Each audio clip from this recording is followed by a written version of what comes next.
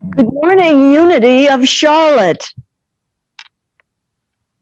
And here you are, where our mission is to nurture a deep and mature experience of God through the practice of unity principles. Simply put, we are here to love, serve, and grow.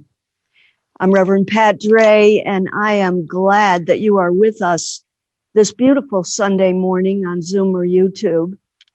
And so we start as we always do by sharing our statement of oneness. And sometimes when we share these statements, we do it because we have said it so many times, and it becomes kind of a comfortable chant for us. But I do want you to think as we say these words. There is one presence and one power in my life and the universe, God, good omnipotence. And as we think about that and truly delve into it, everything shifts. And so please know with me right now the truth. And join with me in this prayer and make it your own. Start by taking a deep breath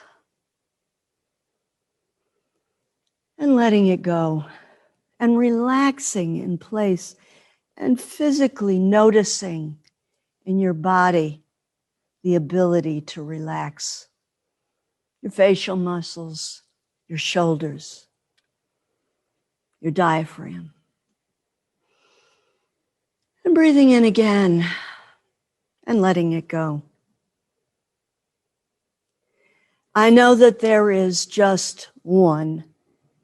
The unity of all of life is the key to understanding all things. The divine power of the universe resides within me. And that makes this a sacred space. I know that the law is constant. It is perfect. It always says yes. It says yes to any idea, thought that I fervently put into it. The creative idea of life, love, and substance and intelligence directs my thoughts and my actions. And this makes everything that I do harmonious as I approach the life that is mine to live. And I remember today that God sustains me and loves me and cares for me without ever holding back. It's full out. Spirit knows how to arrange all things for me and through me. And only in my life is there an inflow of the very best, meeting my every need. Holy Spirit is present right here. And it works in me and frees me from anything that I may have labeled as a mistake, an error, a problem of my past. It provides me with a new understanding of life and abundance. It establishes within me a new order, and it provides me with a new, fresh outlook on life and a fresh perspective and judgment.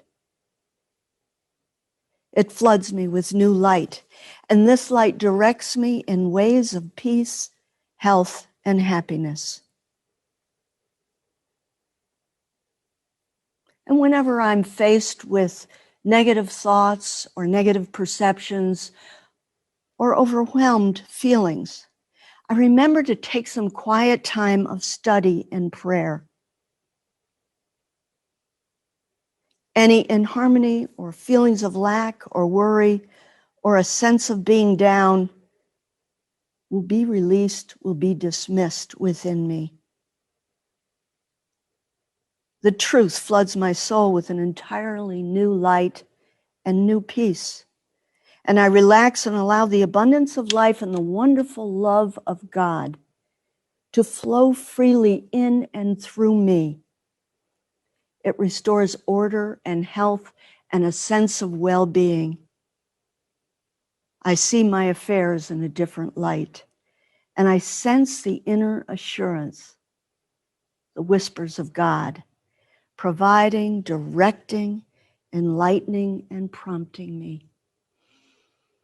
And from this place, I know all things are possible. And I state my intention today to allow these thoughts, these words, and this truth to flow through my day, to make my day light and lovely, to know that life is springing forward in and through me and all around me. And I do know that this is the truth of my life. And as I affirm this, I know it shows up in my experience.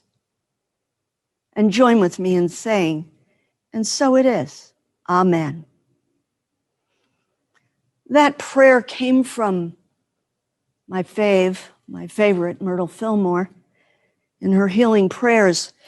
She spoke so loudly to me that I couldn't resist, and I just kept thinking and reading the chapter about new life. In fact, it was about maternity.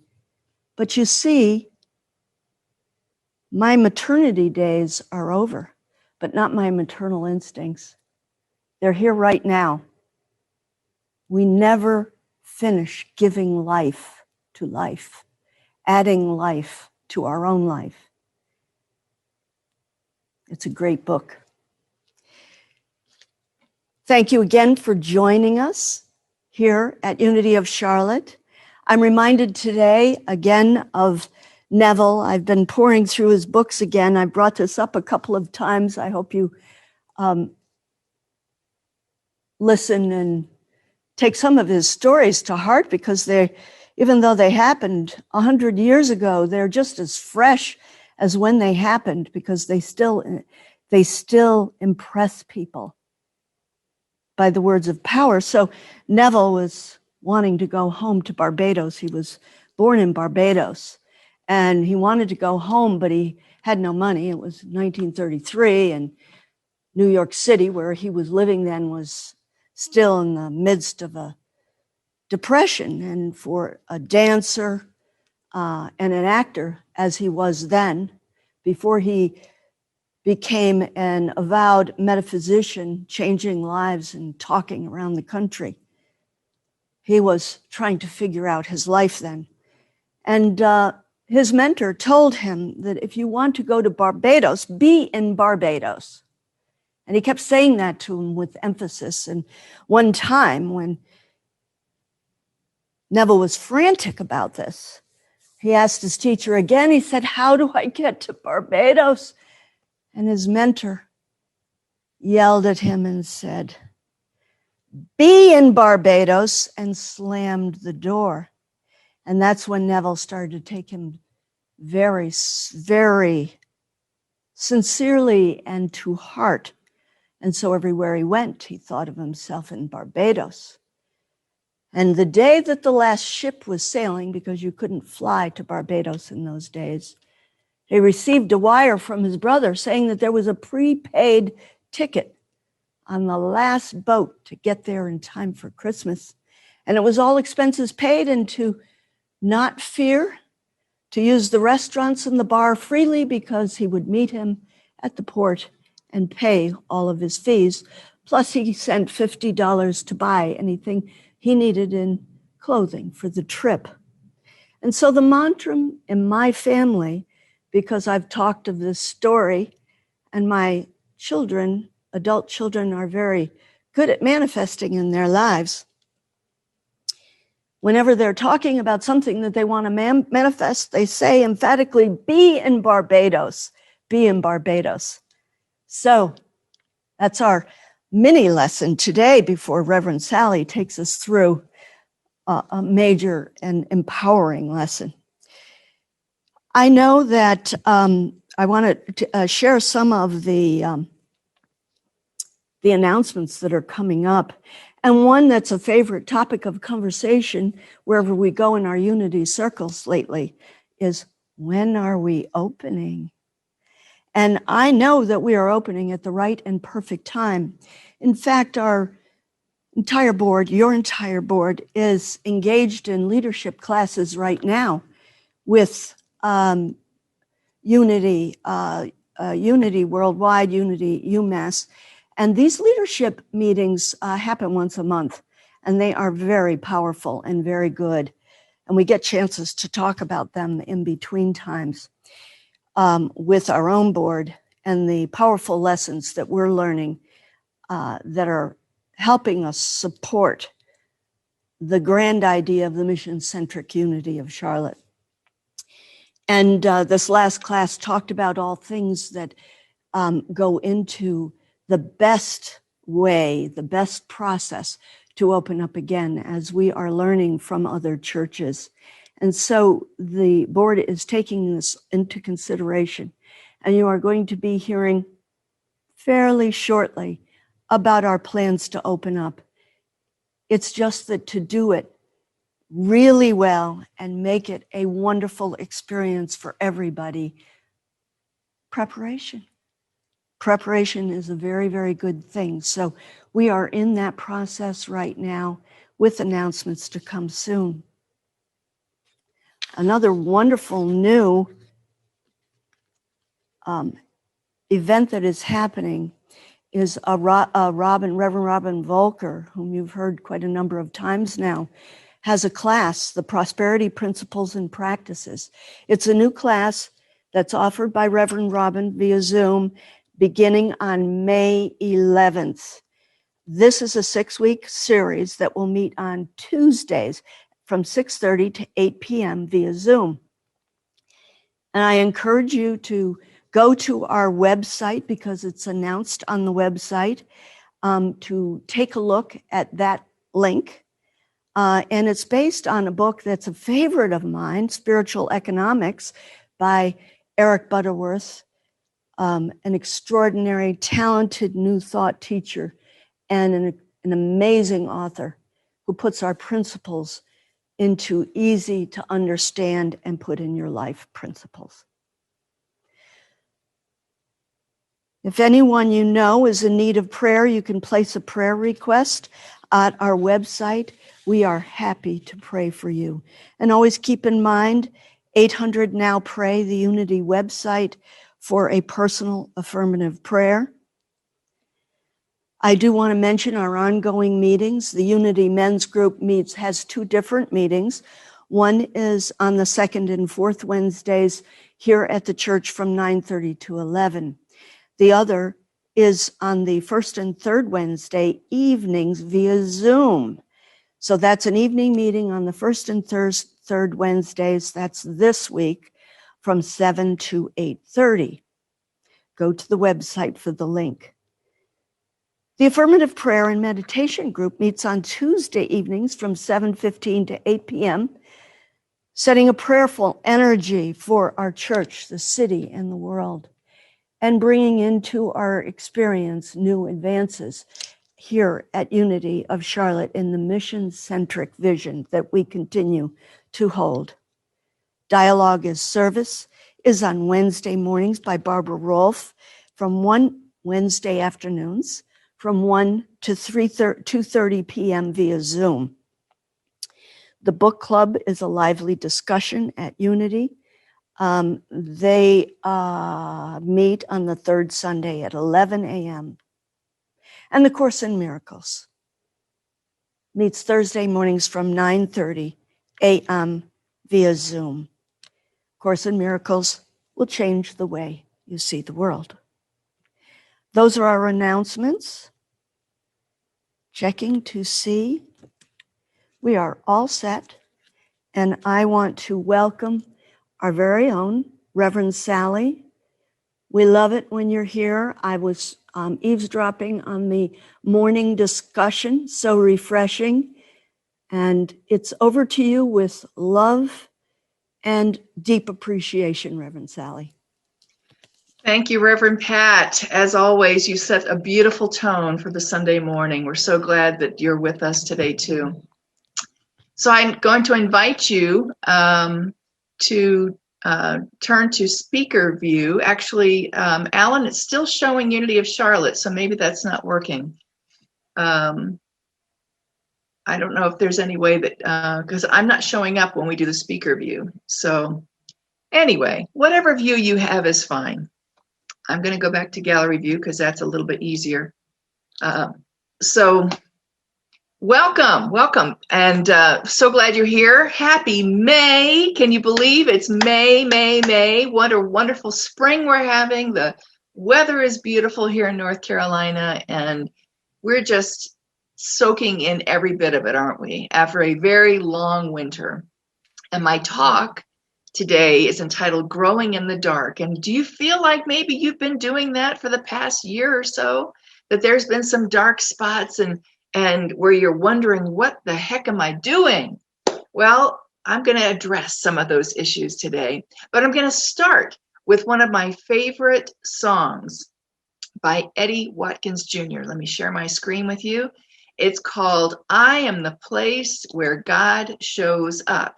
And that I'd like you to really listen to the lyrics as we begin this morning.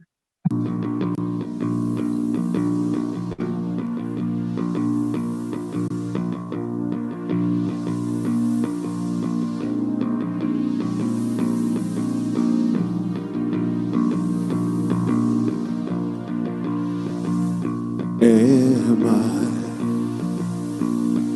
strong enough to bear the burdens that sometimes come living this thing called life? Am I wise enough to make the right decisions when I'm standing at the fork in the road?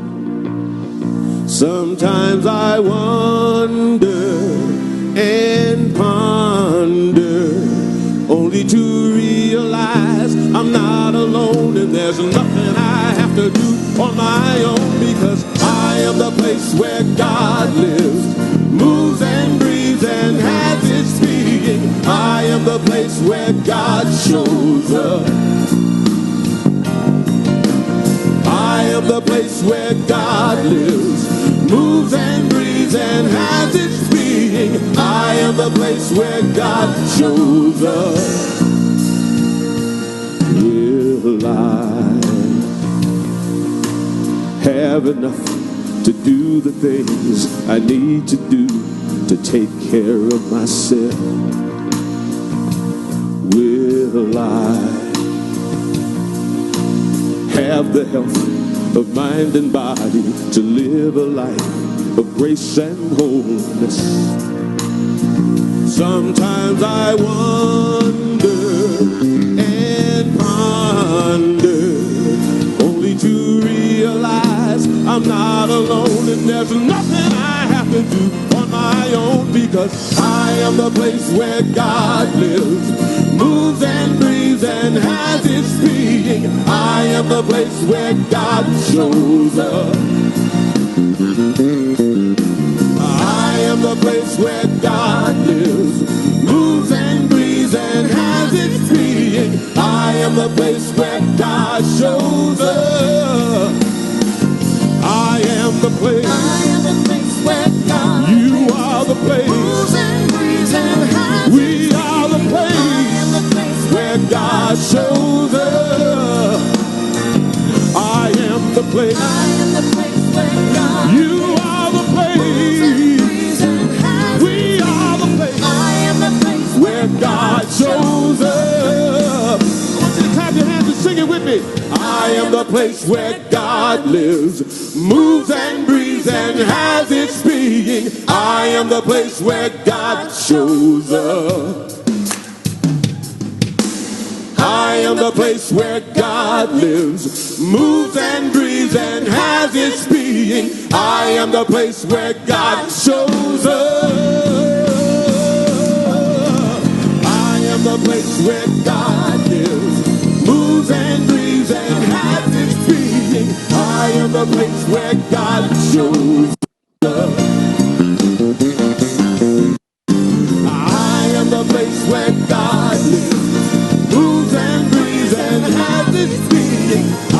the place where God shows up.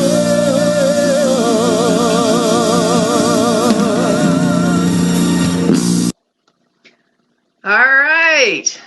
I am the place where God shows up.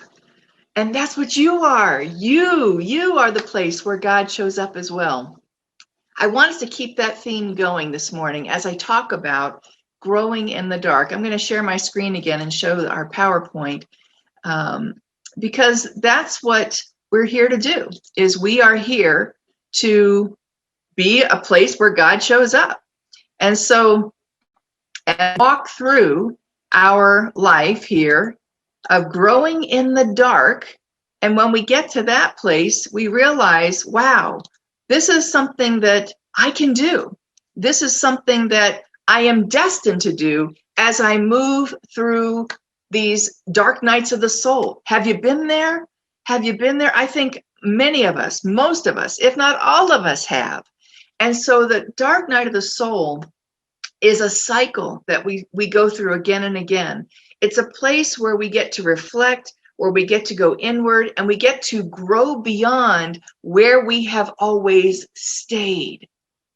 And that's the key. When I remember that, it just gets so much easier. I want to start with a wonderful concept called once born versus twice born. And I read about this in Broken Open by Elizabeth Lesser. And she's quoting the philosopher William James, because he wrote that there are two kinds of people in the world, the once born and the twice born. Once born people do not stray from the familiar territory of who they think they are and what they think is expected of them. If fate pushes them to the edge of Dante's famous dark woods where the straight way is lost, they turn back. They don't want to learn something new from life's darker lessons. They stay with what seems safe and what is acceptable to their family and society. They stick to what they already know, but don't necessarily want. Can you relate to that? Well, I know this isn't what I want, but it's better than something that's unknown.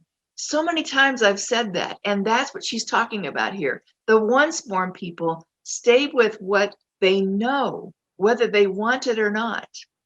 But she says a twice born person pays attention when the soul pokes its head through the clouds of a half-lived life.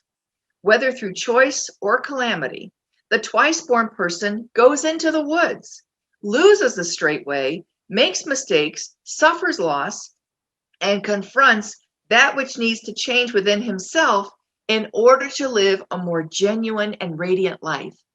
And when I think about this concept, I think about the Wizard of Oz. Do you remember when Dorothy and the Tin Man and the Scarecrow and the Cowardly Lion walk into the woods? They get to the edge of the woods. That's what she's talking about here. And then in the Wizard of Oz, there's actually a sign that says, the haunted forest, I think is what it's called. If I were you, I'd turn back. But they very courageously move into that woods. That's what a twice born person does. They courageously step into the dark and the unknown because they want to live a life that is fully alive. So Elizabeth Lesser goes on to say, while once born people avoid or deny or bitterly accept the unpredictable changes of real life, twice born people use adversity for awakening. Betrayal, illness, divorce, the demise of a dream, the loss of a job, the death of a loved one. All of these can function as initiations into deeper life. So twice born people they actually trade the safety of the once born life for the new, for the adventurous, for the unknown, for the mystery that they're stepping into. And they absolutely know that no matter where they go, that they are always held in the hands of the beloved. And they hold to that with a faith that is so deep, knowing that even as they traverse through difficulty, because let's face it, being in the dark is much more difficult than being in the known. But the twice born people, they accept that in the mystery, there are lessons to be learned. There is growth that can happen.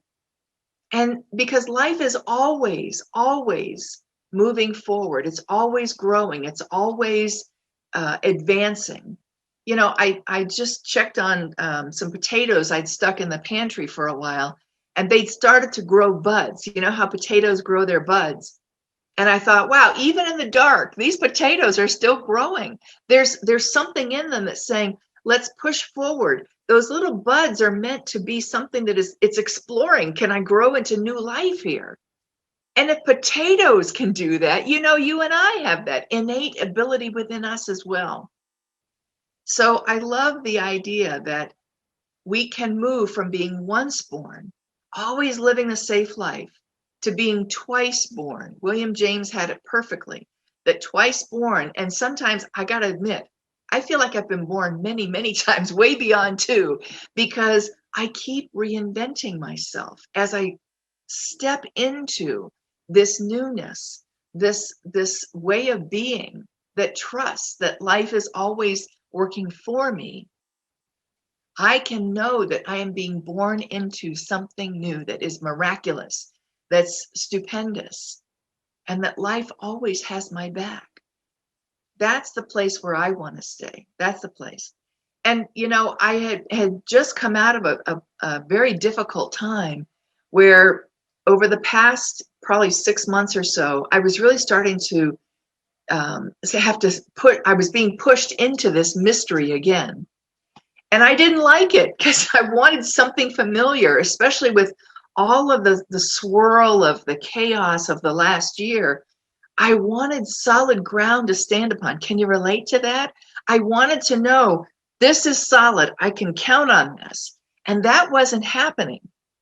And so I found myself resisting again, even though I've learned this lesson so many times. I found the human nature of myself coming forward and going, do I have to do this again?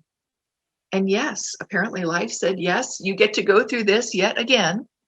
And so I was in the midst of this and trying to negotiate and figure out, okay, how can I step into this mystery again? And I got a package. I got a package about 6 weeks ago. And it was from Science of Mind magazine. And I've been a publisher. I've published articles and the daily guides in that magazine for several years now. But I hadn't submitted anything. And I thought, well, why are they sending me multiple copies, which is what they do to authors? And I opened it up, and there was, sure enough, the April issue of Science of Mind magazine. And I peeked through it, and there was an article by me that I had submitted 1 year ago. 1 year ago. I'd totally forgotten about it. And I had just sent it off on a whim and said, you know, this is something that came through me, and if you can use it, great. And then I totally had let it go. Well, apparently the editor had it in her stash of, and said, oh, this would be perfect for the April issue. And she decided to publish it. And guess what? That issue, that article was, can you live in the not knowing? I love how Spirit has a sense of humor, because here I am wrestling again with the idea, oh my God, can I just count on something? Can I just have something be stable? And apparently no. And an article that I'd written 1 year ago was something that apparently I needed to read again, because this whole premise, can I live in the not knowing, is stepping into that place yet again and just trusting, even though it's scary, it's something that we don't have any sense of what's going to come out of it. And yet, if I know that God is always with me and God is always for me, this is where I get to really test that. You know, we can have beliefs all we want, but when we get to know what we know, we have to experience it. There's a difference between knowing it and experiencing it. And when you marry those two, you are demonstrating that you are using these spiritual principles. And I have found that again and again, talk is cheap. And if I'm just talking about something, but I'm not living it, Spirit keeps giving me the opportunity to step up and know that I am the place where God lives, as Eddie was saying to us earlier in that song. I am the place where God lives, moves and breathes and has its being. I am the place where God shows up. And when I'm coming from that place, it doesn't matter whether I know or not know, because I accept and experience the beloved right here with me at all times, guiding and directing me. Ernest Holmes said this about that. He said, false experience will continue until the lesson is learned, until the soul turns that from that which hurts to its greater good. The spirit of man is of like nature to the Spirit of God, and it is impossible for the Spirit of God to remain in darkness. It's impossible. And if I keep turning to the light, which is the God within me, that lights up my whole life. I never need worry about stumbling or getting lost in the dark, because with God as my co-pilot, God as the co-creator of my life, I can know with certainty that even what I have imagined before is pale in comparison to where I'm being led. And that has happened time and again. You've experienced that time and again too. If we look back on our life, we can see, wow, that really turned out a lot better than I ever could have imagined it. And that's what this wonderful process of going into the dark is all about. That's where we get to release the old, which is no longer serving us, and moving into a place of complete acceptance that if I'm showing up as God, who can be against me? Of whom shall I be afraid? And so I am resting in that deep trust, knowing that God is with me. And the energy that it takes to pivot and recreate, because that's really what we've been talking about for the past year, right? Is let's pivot. That's a word I've used and heard over and over again, that, businesses have to pivot. How are we going to move through this pandemic? Well, here's a story of someone who definitely learned how to pivot. This is Gloria Estefan. You remember her? She is still out there singing and has a glorious voice. But she started with Miami Sound Machine. Am I the only one that's old enough to remember Miami Sound Machine? Remember? And then she broke away into a solo career and has had a wonderful career on her own. But something happened to her in 1990. She was in a horrific bus accident. She was on tour. And so they had finished at one place and they were in Pennsylvania, and the bus was driving to their next concert location. And it was the middle of the night. And while the bus had stopped because there was an accident or something ahead on the road, a semi ran into the bus, knocking her complete. She was sleeping on a bunk and knocked her completely out of the bunk, and she flew across the floor. And when she landed, she couldn't feel her legs. She said, I couldn't feel my legs, and I knew that I was paralyzed. For me, this was a premonition of my worst fate proved right. When I was a child, I always ran up the stairs 2 at a time. And when I reached the top, I would say to myself, one day I won't be able to do this because like my father, her father had been in a wheelchair for all of her childhood. She said, like my father, I will lose the use of my body. Now I knew it had happened. See how powerful our words and our beliefs are? She, as a child, ran up the steps saying, I'm strong and I'm capable, but someday I won't be just like my father. She has this debilitating accident. And then she said, for months afterwards, I was locked in myself, just as I had been when I was a child. But also part of my premonition had always been, strangely, I have had a life that I would lose my body, but in the end, it would be all right. She somehow knew that even despite whatever would happen, everything would be okay. Now, she goes to the hospital. Her doctors not only told her she would never dance again, she may never walk again. And here's a healthy young woman who does concerts. I saw her in concert. Man, that woman was incredible. She was dancing all over the stage, and the doctor said, "No, that's it. You're probably done." And she, in that moment, decided that she was going to step into the darkness. She didn't know how it was going to work, but she said, "I'm not accepting that diagnosis. I'm going to know that I can not only dance, I can walk, I can be free and do whatever I want to." So she said, if it's going to be up to me, I'm going to be okay. She said that into an interview that she did with Gayle King in 2006. And she said, I just know I'm going to be okay. So she started months and months of very strenuous rehab. And she had to power through hours and hours of painful rehabilitation just so that she could walk, just so she could move. And I never will forget the moment that she appeared in public again, months and months later, and all of this work that she had done. She agreed to appear on the American Music Awards. And I remember her coming out and stepping out onto the stage, and she'd been gone for about a year. And people had not seen her in all this time.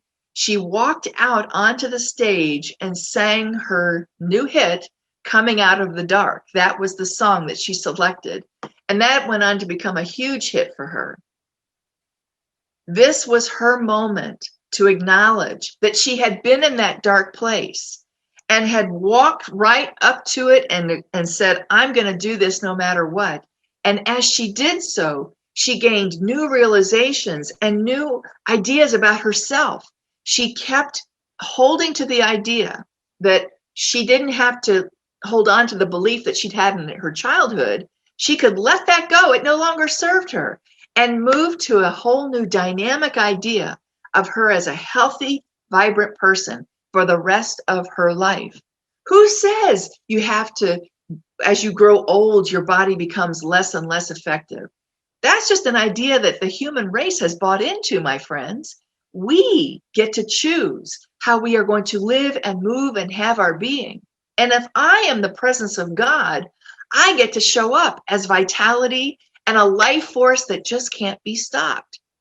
That's what she chose in that moment. Emmett Fox, the New Thought writer, has a wonderful law of substitution. He says, the only way to get rid of a certain thought is to substitute another one for it. So if you have a thought that is not working for you anymore, replace it. This is where you get to say, no, don't believe that anymore. That's not working for me. And I'm going to replace it with, and you choose. What is the positive correlation of what you have believed all this, your entire life? Well, I get a cold every fall. Cancel. You get to choose. I have a vibrantly healthy body that doesn't get sick. You get to choose. And so you and I are on the precipice, and we get to stand up and say, this is how I choose to live and have my being in this world. Ernest Holmes, again, in The Art of Life, says, negative forces operating in our lives will die a natural death if we practice the habit of being disinterested in them. Just don't show those old negative ideas any interest any longer. That's the key. And so we see Emmett Fox and Ernest Holmes are saying the same thing. Let go of the old, banish it from your thought. And if it's in concrete in your mind, jackhammer it out. Literally, just get your jackhammer out and get that out of there and replace it with a new thought. So I get to be Sally 2.0, Sally 3.0, 4.0, whatever version you want to be, you get to upgrade. Your thinking is the foundation of your life. And we know that mind always comes before matter, as within, so without. And so as you are choosing, understand that this is up to you, how you show up in this world. And so Gloria Estefan had a triumphant return because she made up her mind that she was willing to walk into the dark. and understand that that was simply a part of her process. And she could live with the mystery, with the understanding that she was going to direct her outcome, not the doctors, not the public. She got to direct her outcome. You can grow in the dark. It's your decision. I want to tell you a story about this young woman. Amy Short was a congregant in one of my previous churches in Maryland. And Amy is an incredible woman who just, for all the successes that when I got to know her, she was a very successful businesswoman. She later moved to New York and started a very successful business, which is still going there. And it was amazing to me when she pulled me aside one day and she said, you know, I wasn't always this way. She said, when I was in my late teens, I had a horrible home life. I was really struggling just to even make it through the day. She said, I couldn't even see why it was important that I stayed alive. She said, I contemplated suicide. And I just was at the point where I was saying, what's the use? Life is just not working for me. And I don't see a need to be here any longer. And I said, really? Wow, that's the farthest from you today that I can possibly imagine. She said, yeah, but one day that changed. She said, when I was 18 years old, I was walking home. She was living in downtown Baltimore. And she said, I was walking home and she said, this guy stopped her and held a gun to her, you know, and said, you know, give me your money. He was mugging her. And after she said, here, take it all. He pushed her down and he started beating her up.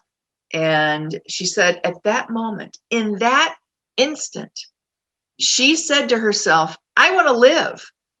Forget about this. I don't know if I want to be here anymore. She said, I want to live. She started fighting back, and enough so that the guy ran off.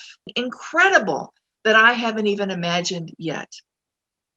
J.K. Rowling says, we do not need magic to change the world. We carry all the power we need inside ourselves already. We have the power to imagine better. And now this is a woman who got an idea for Harry Potter and not only spawned, I think it's 9 books that she wrote about it. And then, of course, the movies that followed. J.K. Rowling became the first, and I think she's still to this day the only author billionaire with a B. She kind of set the bar because her idea, and she came from a place also that was very much in the darkness. And this idea of Harry Potter, she got so clearly and she wrote it down and was turned down by several publishers. Someone finally said, you know what, that's a great story. And the rest is history. She's now a billionaire. So we never know how close we are to the greatest successes we could have imagined and beyond, unless we just keep the faith and know that living in the mystery, growing in the dark, is part of our process. It's part of how we show up and get to live as spiritual beings. And that can be one of the most powerful ideas that we can ever rest upon, is that growing in the dark is simply part of my process. And yes, it's uncomfortable. And yes, it can be even difficult sometimes. And that's where the growth can happen.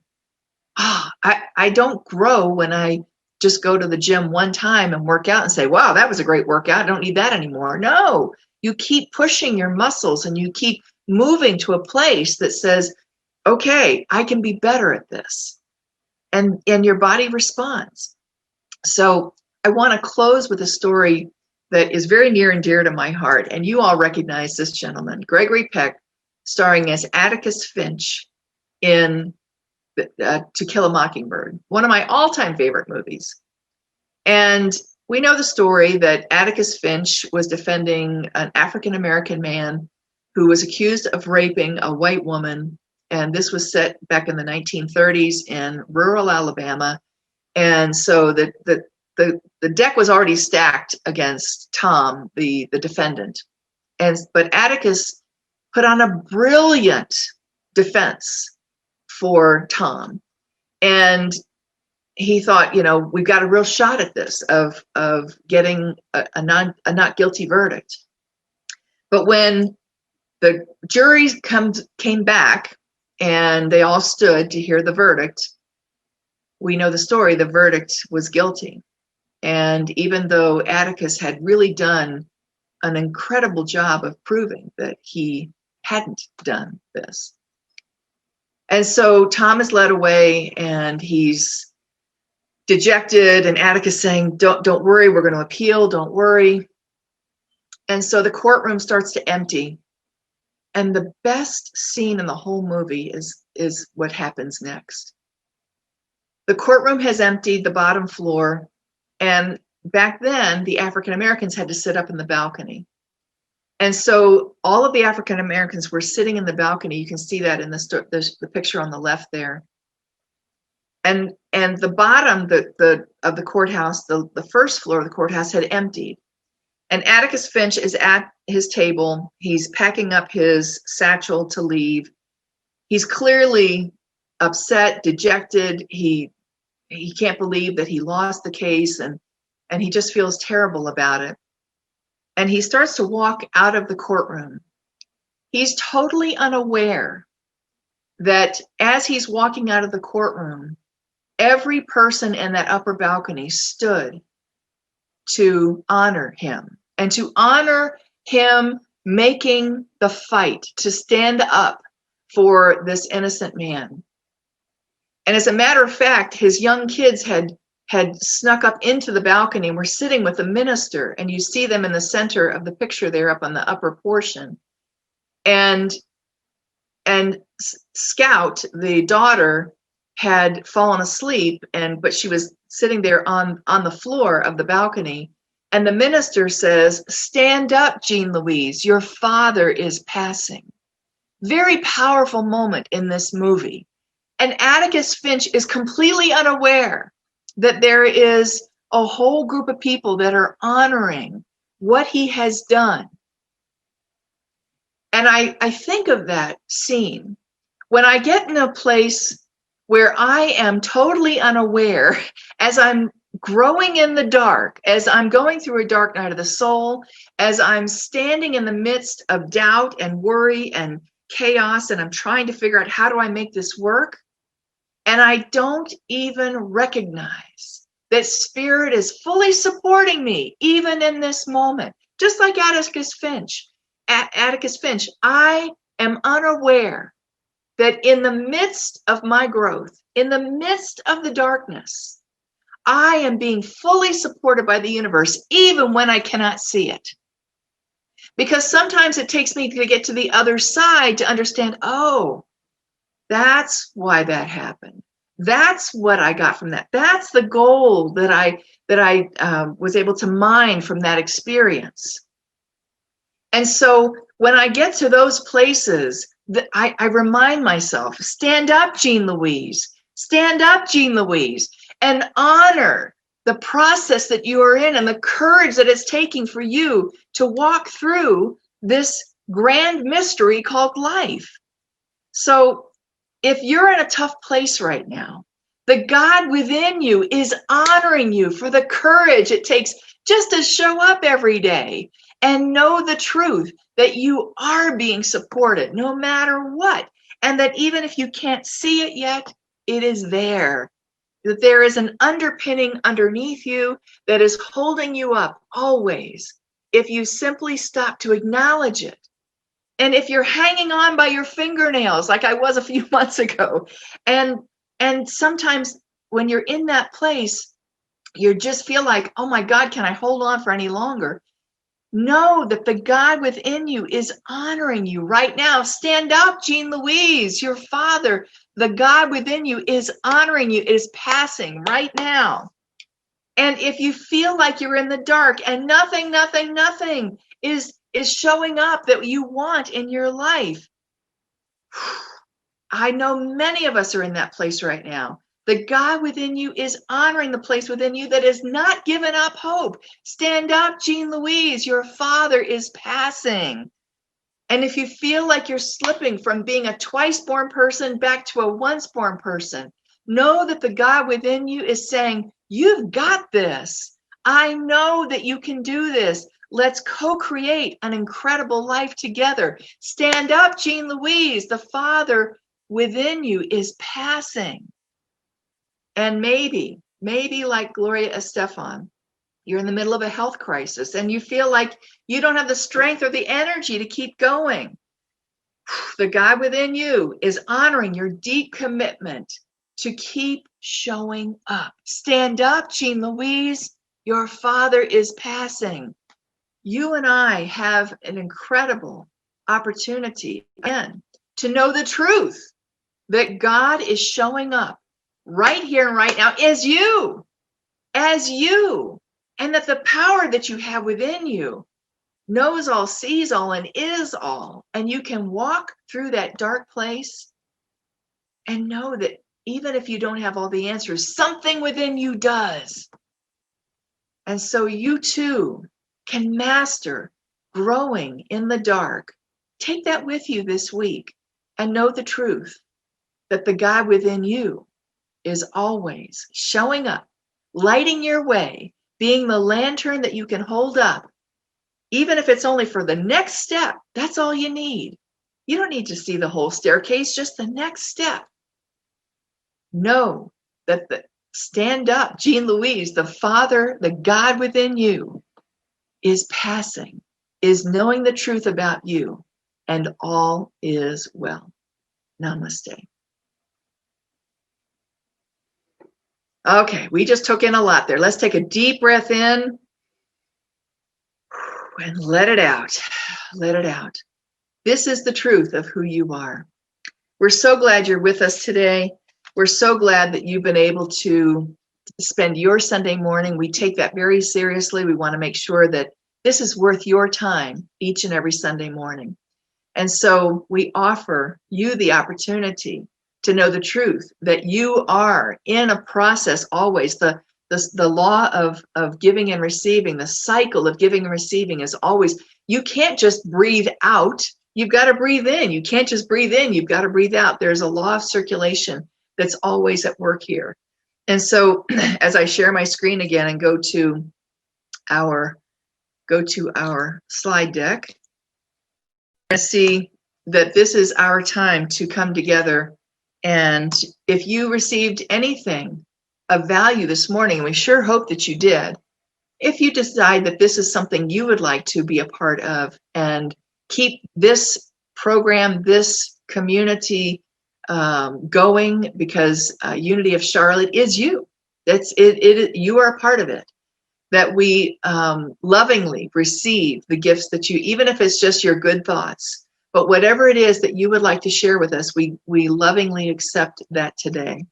And so we're going to also put up here, if you'd like to mail us a check, there's the address right there. You can also find that on our website. And speaking of our website, that is the best and easiest way for you to share your good with us. There's a place, a button that says donate now, and you can just click on that and you can safely and securely donate to Unity of Charlotte. And so we know that every time that you and everyone else joins with us, that makes all of these programs possible. The Zoom, the keeping of our community going. You are the lifeblood of this. So we're so grateful for all the support that you give us. So as we prepare to move into that place, let's bless what we are giving back to our community. So let's say this together. Joyously, I give this gift, knowing the divine presence blesses and multiplies all that I am, all that I have, all that I give, and all that I receive. Thank you, God. And so as we move into our final stage here, we're going to stay on for a few minutes afterwards. If you'd like to just chat for a second, we'd love to have you join us. We're going to end, as we always do, with our prayer of protection. We're so glad that you're with us today. We know that as you move throughout your week, that you are a vital part of this community. We're so grateful for the light that you bring to this world, even in the midst of whatever darkness there may be. You are a light. You are a light. So let's say this prayer of protection together. The light of God surrounds us. The love of God enfolds us. The power of God protects us. The presence of God watches over us. Wherever we are, God is, and all is well. We're so grateful for all that you do and all that you are. Thank you for being a part of our Sunday service, the consciousness that even that you bring just being there and present. We're so grateful for that. Have a wonderful week.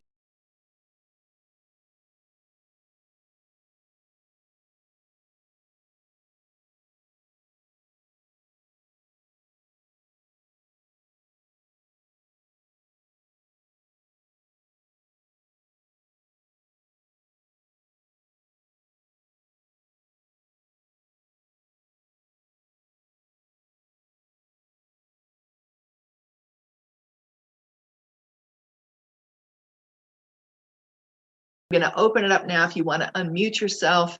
If you have to leave, we hope you have a fantastic week. We hope to see you next week.